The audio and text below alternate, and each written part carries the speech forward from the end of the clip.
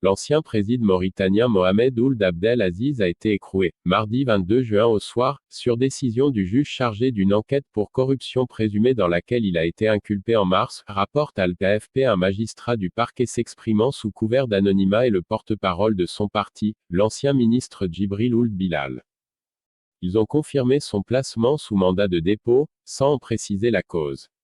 Mais cette mesure intervient quelques jours après le refus de l'ancien dirigeant de continuer à se présenter à la police, comme le lui imposaient les conditions de son placement en résidence surveillée.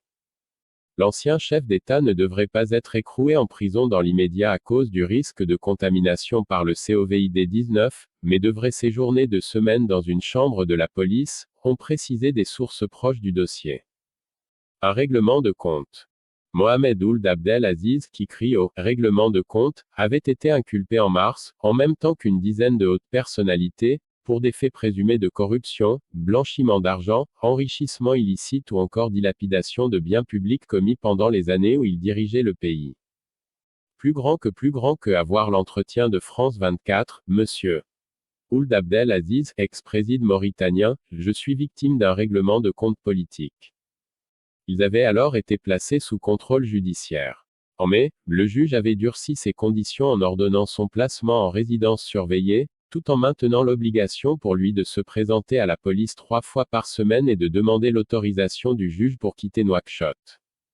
Il y a quelques jours, Mohamed Ould Abdel Aziz a décidé de ne plus se rendre à la police, comme il l'avait fait jusqu'alors, à pied, provoquant des attroupements. Il avait invoqué sur Facebook « les brimades infligées aux citoyens qui m'accompagnent et me témoignent leur soutien ». La justice mauritanienne est saisie depuis août 2020 du rapport d'une commission parlementaire qui s'était penchée sur la gestion des revenus pétroliers sous sa présidence, sur la vente de domaines de l'État, les conditions de liquidation d'une société publique assurant l'approvisionnement du pays en denrées alimentaires ou encore les activités d'une société chinoise de pêche. Au moment des multiples inculpations de mars, le parquet avait annoncé le gel ou la saisie de sociétés, d'immeubles, de véhicules ou de sommes d'argent évaluées sommairement à l'équivalent de 96 millions d'euros. Sur ce total, 67 millions revenaient à l'un des suspects et 21 au gendre de celui-ci, disait le parquet sans citer explicitement l'ex-préside. Un retour en politique.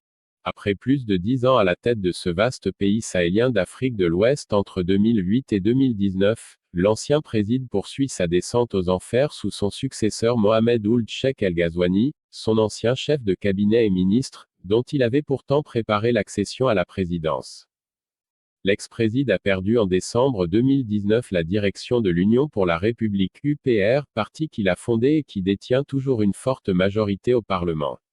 Sa disgrâce s'est accélérée en août 2020 avec les interrogatoires de la police et la privation de son passeport. Mohamed Ould Abdel Aziz n'entend pas s'en laisser compter. Il a signalé son retour en politique en avril en intégrant un petit parti d'opposition, le Ribat National.